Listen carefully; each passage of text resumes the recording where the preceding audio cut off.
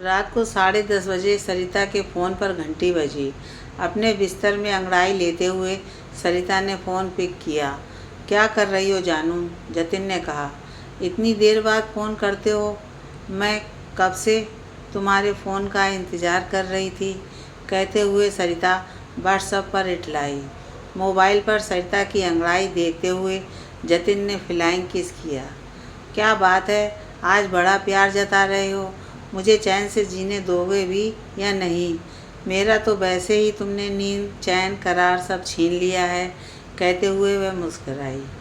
हुजूर, phone तो मैं तुम्हें बहुत पहले ही लगा देता, पर मुझे डर था कि तुम अपने मम्मी पापा के साथ उनके कमरे में ना हो, इसलिए मैंने फ़ोन अब लगाया है। नहीं, मैं तो तुम्हारी फ़ोन की वजह से ही 10 बजे से पहले ही कमरे में आ जाती हूँ और कमरा बंद करके पढ़ाई का बहाना करती रहती हूँ, कहते हुए सरिता मुस्कुराई। यार, पिछले 15 दिन से मैं लगातार तुमसे कह रहा हूँ कि चलो अपने कहीं भाग चलते हैं, पर तुम हो कि अपनी मम्मी पापा से ही डरती रहती हो। थोड़ा हिम्मत करो और चलो हम उन लोगों की दुनिया छोड़ दें जो हमारे प्यार की राह में कांटे बोते हैं। हम किसी दूसरे शहर में जाकर खूब ऐश करेंगे और अपनी ज़िंदगी में ढंग से जिएंगे, जतिन इमोशनल होकर बोला। हाँ यार, तुम्हारे बार बार कहने से मेरे मन में भी यही विचार बन गया है कि हम लोग यहाँ से भाग चलते हैं। हम किसी दूसरे शहर में जाकर अपनी नई दुनिया बसाएंगे, जहाँ सिर्फ तुम होगे, मैं होंगी और हमारा प्यार ही प्यार होगा, गंभीर स्वर में सरिता ने कहा। ऐसे लगा कि जैसे वह कुछ निश्चय कर रही हो। सच कह रही हो? बदल तो नहीं जाओगी? कहते हुए जतिन की आंखों में चमक आ गई। बस यार, मन में एक ही डर लगता है कि कहीं तुम मुझे धोखा तो नहीं दे दोगे, मुझे छोड़ तो नहीं दोगे, गंभीर स्वर में सरिता ने कहा। इतना भी विश्वास नहीं है मुझ पर? कहते हुए जतिन भावुक हो गया और उसकी आंखों में आंसू भर आए। नहीं नहीं जानू, मुझे तुम पर पूरा विश्वास है। मैं आज ही अपना बैग लगा लेती हूँ और अपने खर्चे के लिए कुछ पैसे और मेरे लिए जो मम्मी पापा ने जेवर बनवाए उन्हें साथ लिए लेती हूँ। हम कल रात को 1 बजे घर छोड़ देंगे, भावुक होकर सरिता ने कहा। मैं तुम्हारा बहुत बहुत आभारी हूँ कि तुम मेरा जीवन संवारने के लिए मेरी दुल्हन बन के आ रही हो। मैं तुम्हारा इंतज़ार करूँगा जानू, मुस्कुराते हुए जतिन ने कहा। सरिता BA फर्स्ट ईयर की स्टूडेंट है, उम्र यही 18 वर्ष के लगभग, देखने में बहुत सुंदर है। साफ रंग, तीखे नैन नक्श और फिल्मों के प्रभाव से प्रभावित, नई नई हेयर स्टाइल, सपनों की दुनिया में रहने वाली, इमोशनल और माँ बाप की इकलौती एक भाई की बहन है। मोहब्बत इमोशनल उसे आज की फिल्मों की देन है। वह जतिन के बारे में बहुत ज़्यादा नहीं जानती थी, पर वह जानती है कि जतिन ने ही उसे लगातार पीछा करके मनाकर अपनी ओर आकर्षित कर लिया था। वह क्या है, कहाँ का रहने वाला है और क्या करता है, यह उसे कुछ भी पता नहीं था। बस उसे पता था कि वह किसी फिल्मी हीरो से कम नहीं था। दिन भर सरिता अपने माँ बाप के साथ बड़े प्यार से रहती रही। आखिर आज उसका मम्मी पापा के साथ आखिरी दिन जो था, उसने मम्मी पापा को बहुत प्यार किया। दोपहर को समय मिलते ही उसने पापा के लॉकर में रखे हुए सारे रुपए और अपने जेवर तथा मम्मी के भी कुछ जेवर निकाल लिए और उनकी पोटली बनाकर अपने सूटकेस में रख लिए। रात को जब सब लोग सो गए, जैसे ही रात के 1 बजे सरिता ने धीरे से अपने कमरे का दरवाज़ा खोला और खिड़कियों को खुला छोड़ दिया तथा धीमे से वह घर के पीछे वाले गेट से होकर अपना सूटकेस लेकर बाहर निकल आई। घर के बाहर जतिन खड़ा था, उसने मुंह पर कपड़ा बांध रखा था। उसने तुरंत सरिता का सूटकेस उठाया और कार में रखकर तथा गेट खोलकर सरिता को अंदर बैठाकर बहुत तीव्र गति से कार दौड़ाता हुआ शहर से हवा हो गया। सरिता आज हवा में उड़ी जा रही थी। उसे ऐसा लग रहा था जैसे उसे सपनों का संसार मिल गया हो।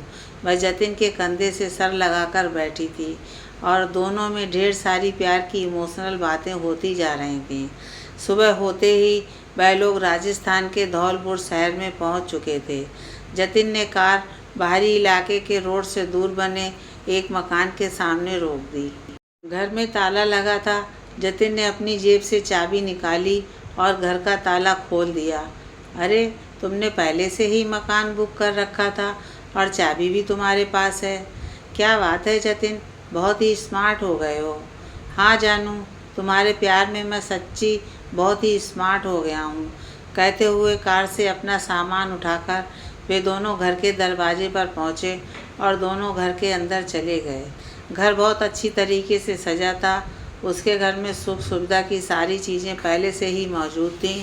खाना फ्रिज में बना रखा था। जतिन बोला, आज की रात हमारे जीवन की पहली रात है। देखना सरिता, तुम इस रात को जीवन भर भुला नहीं पाओगे। हाँ, मुझे पता है तुम मुझे बहुत प्यार करने वाले हो। मैं कैसे इस रात को भूल पाऊंगी, मुस्कुराते हुए सरिता ने कहा। जतिन ने सरिता के लिए फूलों का बिस्तर सजा दिया। सरिता ने अपने बैग से दुल्हन का जोड़ा निकाला और अपने साथ लाए हुए सारे जेवर पहन लिए। इसके बाद वह दुल्हन बनकर अपनी सेज पर जा बैठी। जतिन ने एक गिलास शरबत का फ्रिज से लेकर सरिता को पिला दिया। शरबत पीने के बाद सरिता जैसे दूसरे जहान में पहुंच गई। धीरे धीरे वह अपनी चेतना खोती गई। उसे हर पल यही महसूस होता था जैसे वह हवा के घोड़े पर सवार है और कई राजकुमार उसके शरीर के साथ अटखेलियाँ कर रहे हैं। वह प्रतिरोध तो कर रही है पर उन सबसे अपने को मुक्त नहीं कर पा रही है। सुबह को जब सरिता की आँख खुली तो उसने देखा कि उसके पलंग पर 4 लोग उसके साथ लेटे हुए हैं। उसने अपने शरीर पर हाथ लगाया। उसका शरीर कपड़े विहीन था, ना ही उसके जेवर उसके शरीर पर थे। जतिन का कमरे में नामो निशान तक नहीं था। वह समझ गई कि जतिन ने धौलपुर की मंडी में उसे किसी वेश्या खाने के गिरोह को बेच दिया है। उसने अपने शरीर पर दृष्टि डाली तो उसे महसूस हुआ कि सारी रात उसके साथ दरिंदगी के साथ नोच खसोट हुई है। उसका सारा बदन फोड़े सा दुख रहा था। उसे अपने मम्मी पापा की, अपने कॉलेज की और अपने घर की बहुत याद आई और वह फूट फूट कर रो पड़ी। पर उसका रुदन सुनने वाला वहाँ कोई नहीं था। अगले ही दिन से वहाँ से उसे कार से मुंबई के लिए रवाना कर दिया गया और वह मुंबई के रेड लाइट एरिया में धकेल दी गई। लगभग 4 माह तक, सुबह से शाम तक, रात से सुबह तक उसके साथ पशुओं जैसा बर्ताव होता था। न जाने कितने ग्राहक आए और गए। उसे अब अपने शरीर का भी होश नहीं था।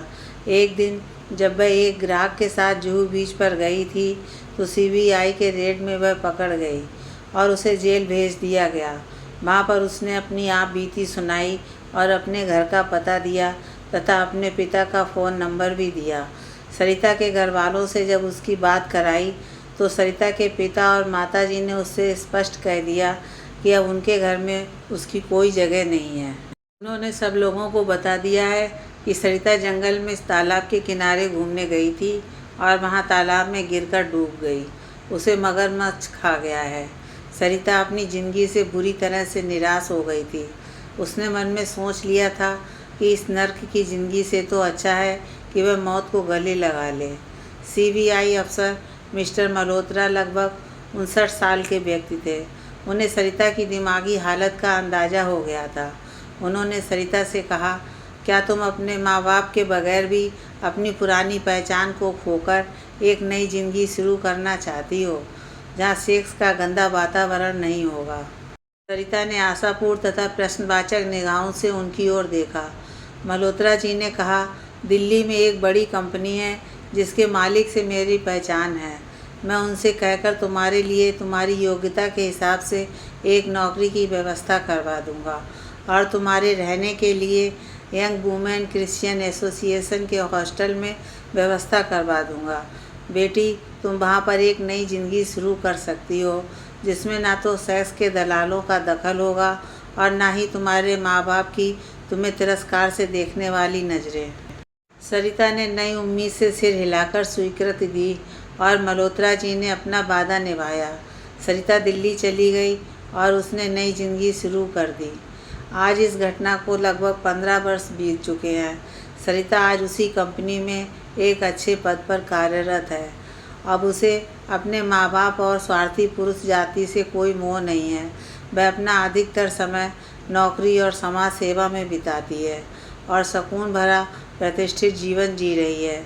सरिता को अब भी कभी कभी सपने में अपना नरक जैसा अतीत याद आ जाता है और वह सपने में ही पसीना पसीना होकर उठकर बैठ जाती है। कंपनी में नौकरी करते करते उसे कंपनी की स्कीम में एक रिहायशी घर मिल गया है और सरिता यंग वुमेन क्रिश्चियन एसोसिएशन का हॉस्टल छोड़कर उस घर में शिफ्ट हो गई है।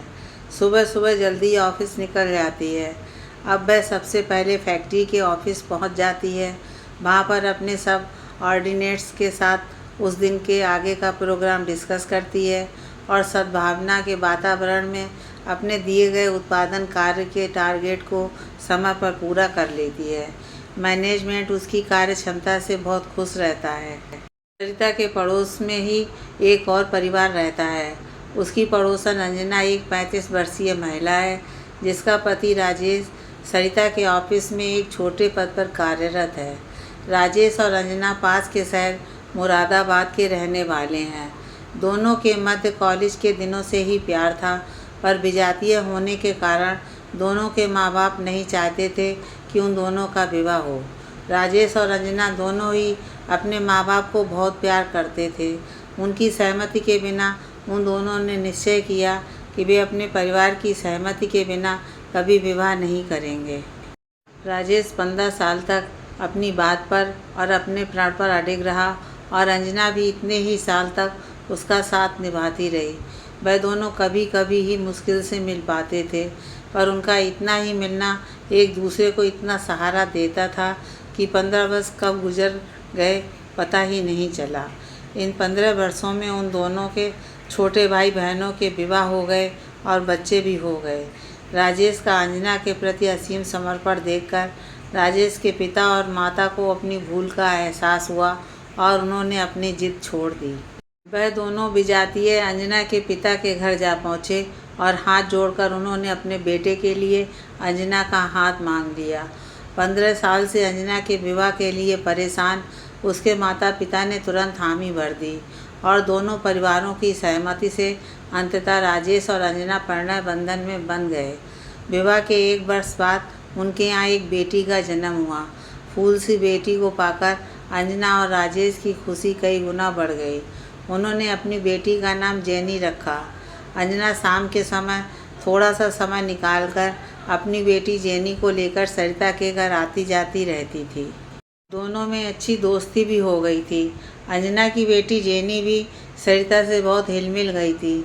जीवन भर से प्यार और स्नेह की प्यासी सरिता को 1 साल की बच्ची का निश्चल प्यार एक माँ का सा अधिकतम सुख देता था। सरिता जब भी ऑफिस से आती अपना बैग एक तरफ रखकर वह सबसे पहले जेनी को खिलाने के लिए उसे गोद में लेने के लिए दौड़ पड़ती थी।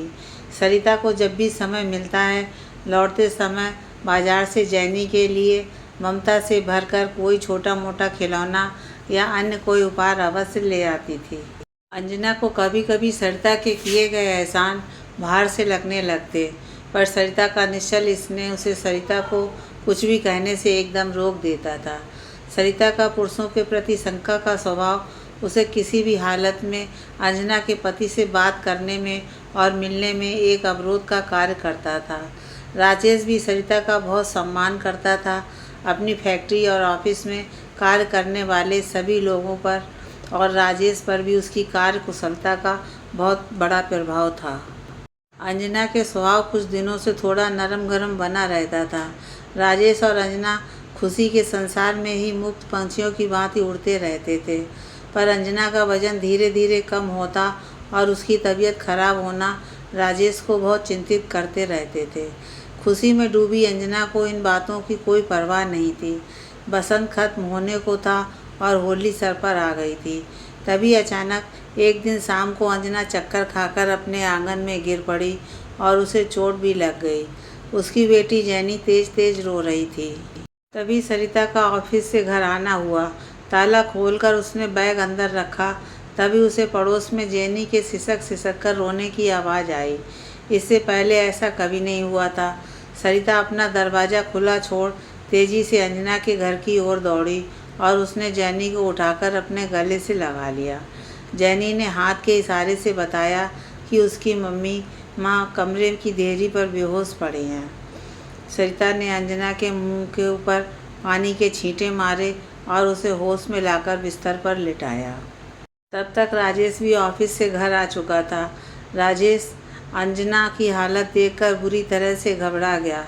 सरिता ने स्नेह से राजेश को डांट लगाई और कहा, यह समय घबराने और रोने का नहीं है, जल्दी से अंजना को हॉस्पिटल ले चलना है। हॉस्पिटल में डॉक्टर ने अंजना का निरीक्षण किया और कुछ टेस्ट कराने को कहा। अंजना को हॉस्पिटल में भर्ती कर लिया गया। अगले रोज़ रिपोर्ट आई तो पता चला कि अंजना को 4थी स्टेज का कैंसर है और अब ठीक होने की स्थिति में नहीं है। डॉक्टर ने बताया कि अब इलाज कराने से कोई फ़ायदा नहीं होगा।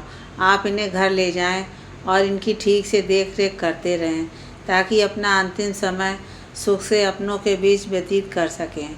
इसके साथ ही डॉक्टर ने अंजना के लिए कुछ तीव्र प्रभाव वाली दर्द निरोधक दवाएं भी लिख दी ताकि अपने अंतिम दिनों में अंजना को दर्द का कष्ट ना मिले। अंजना को लेकर अब राजेंद्र घर आ गए तो उन दोनों को यह स्पष्ट आभास हो चुका था कि उनका सुनहरा संसार अब हमेशा के लिए उजड़ गया है।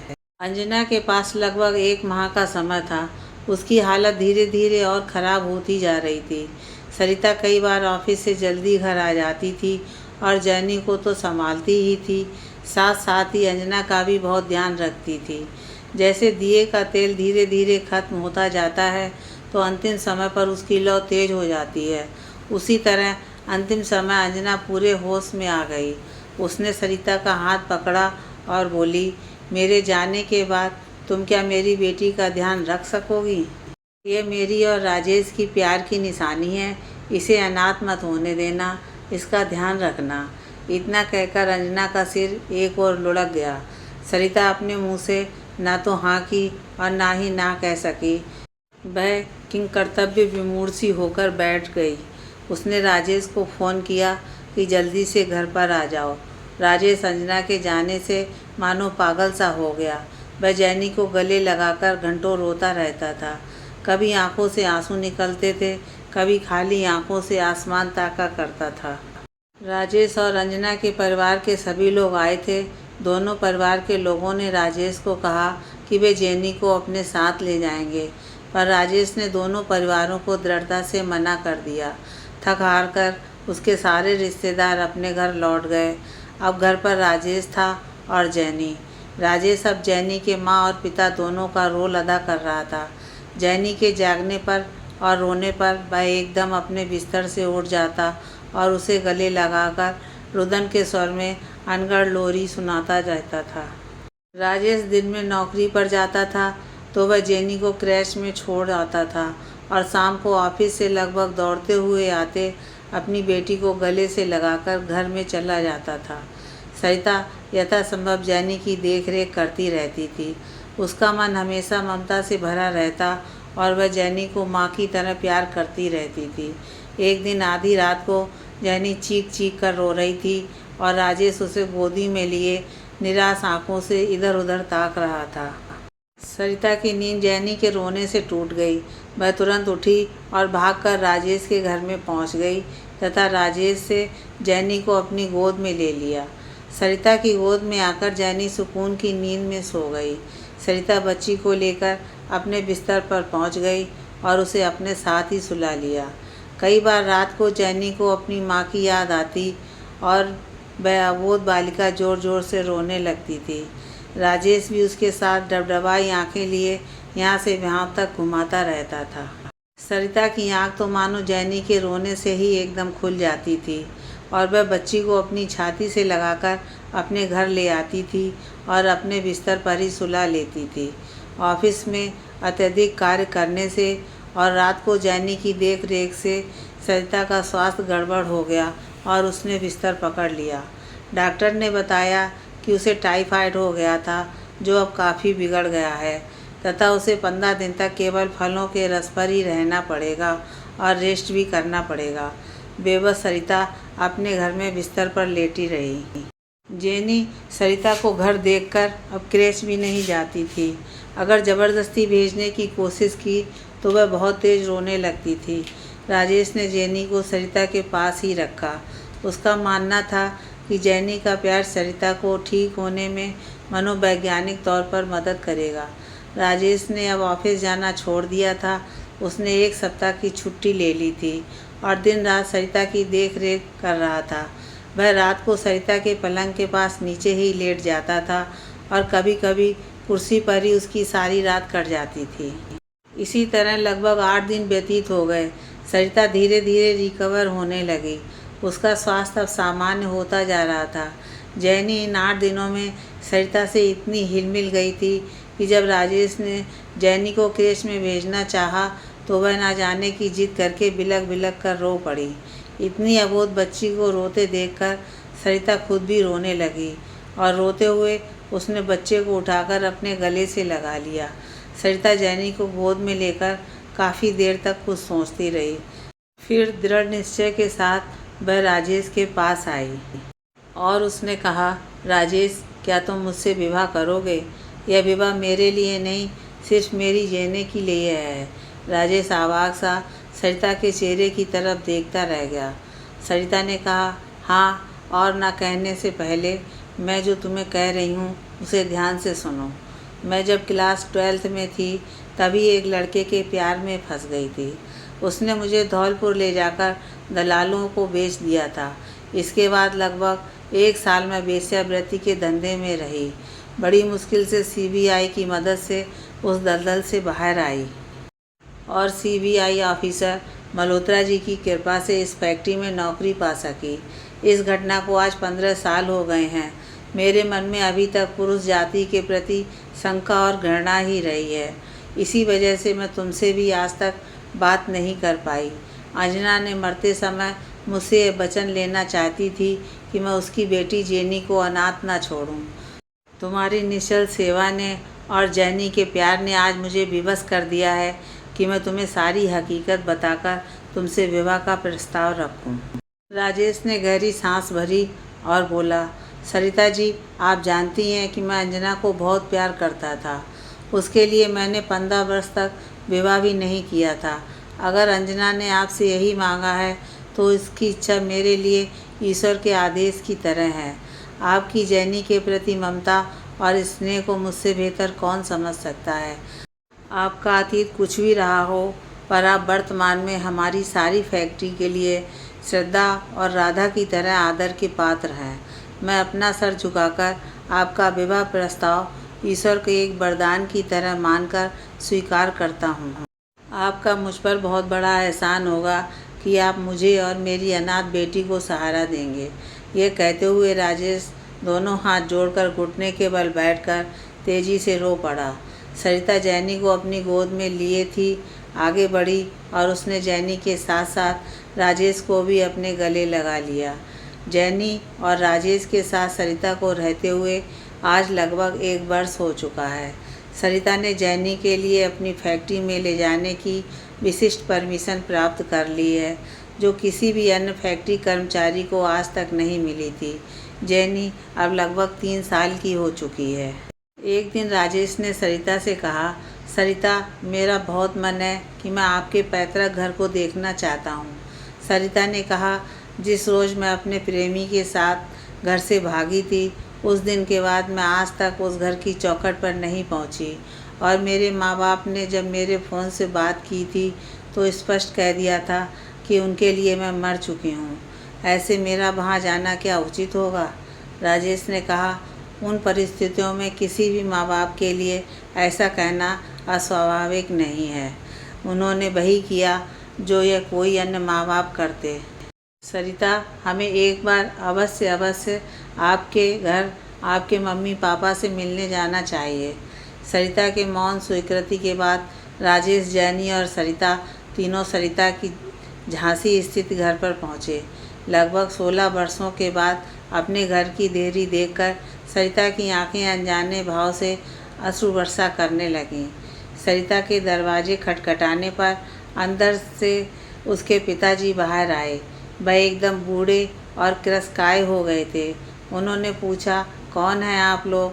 आंसुओं से भीगी आंखें लिए सरिता कुछ न बोल सकी और थोड़ी देर तक सरिता के आंसुओं से भीगे चेहरे को गौर से देखने के बाद उसके पापा ने उसे गले से लगा लिया और उसकी माँ को आवाज़ दी, देखती हो कौन आया है?